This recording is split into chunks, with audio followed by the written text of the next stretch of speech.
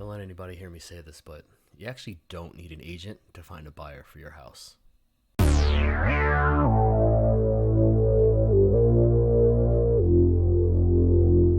Hey everyone, Elias Acuna here at HeSellsHouses. With all the changes in our industry, technology, the role of the agent has actually changed. And these days, you no longer need an agent in order to find a buyer for your property.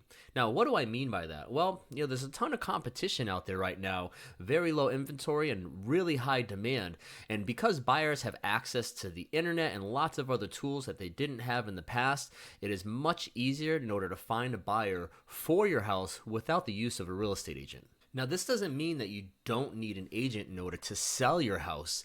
It is very easy to find a buyer for your property because of the high demand, but it is a very complicated process still. And with so many offers knocking at your door trying to purchase it, it's very important to make sure that you have the proper plan in order to maximize the exposure on your property and that you're not accepting an offer that may not necessarily be the best one for you.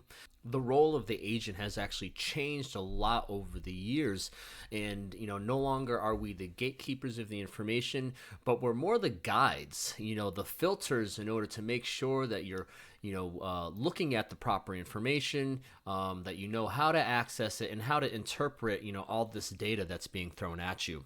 The agent's also there to essentially make sure that everyone else is doing their job. There's so many moving parts, there's so many people that are going to be involved in the actual transaction that you really need a project manager in a sense, to coordinate all the moving parts and to make sure that everybody is doing what it is that they're supposed to be doing.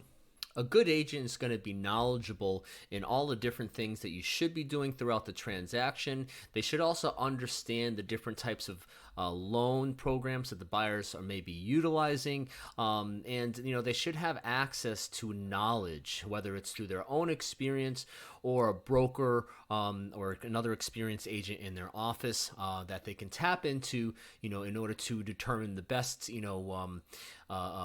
actions, when it comes to certain situations that you actually may run into.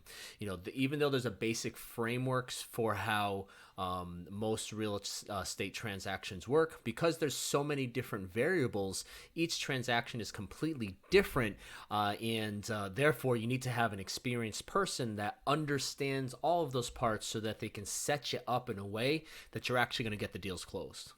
Another important thing to do is interview your agents.